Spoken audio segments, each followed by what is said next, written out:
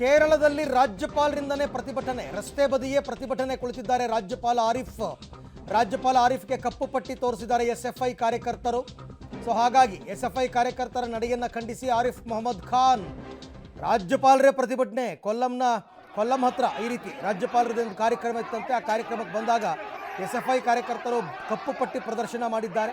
ನನಗೇ ಕಪ್ಪು ಪಟ್ಟಿ ಪ್ರದರ್ಶನ ಮಾಡಿದ್ದೀರಾ ಅಂತ ಅವರ ನಡೆಯನ್ನು ಖಂಡಿಸಿ ರಾಜ್ಯಪಾಲರು ಪ್ರೊಟೆಸ್ಟ್ ಮಾಡಿದ್ದಾರೆ. ಎಸ್ಎಫ್ಐ ಕಾರ್ಯಕರ್ತರ ನಡೆಯನ್ನು ಖಂಡಿಸಿ ಪ್ರತಿಭಟನೆ. ಆರಿಫ್ ಖಾನ್ ಅವರು ಸಾಮಾನ್ಯವಾಗಿ ಈ ಹಿಂದೂ ಪರ ಹೇಳಿಕೆಗಳನ್ನು ಕೊಡ್ತಕ್ಕಂಥದ್ದು ಜಾಸ್ತಿ.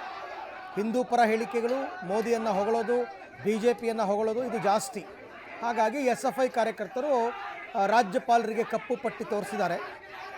ಹಾಗಾಗಿ ನನ್ನದೊಂದು ಅದು ಸಾಂವಿಧಾನಿಕ ಹುದ್ದೆ, ರಾಜ್ಯಪಾಲ ಹುದ್ದೆ, ನನಗೆ ಕಪ್ಪು ಪಟ್ಟಿ ತೋರಿಸ್ತೀರಾ ಅಂತ ರಾಜ್ಯಪಾಲರೇ ಪ್ರೊಟೆಸ್ಟ್ ಮಾಡಿರ್ತಕ್ಕಂಥ ಘಟನೆ ಕೇರಳದ ಕೊಲ್ಲಂನ ನೀಲಾಮೇಲ್ ರಸ್ತೆಯಲ್ಲಿ ನಡೆದಿದೆ.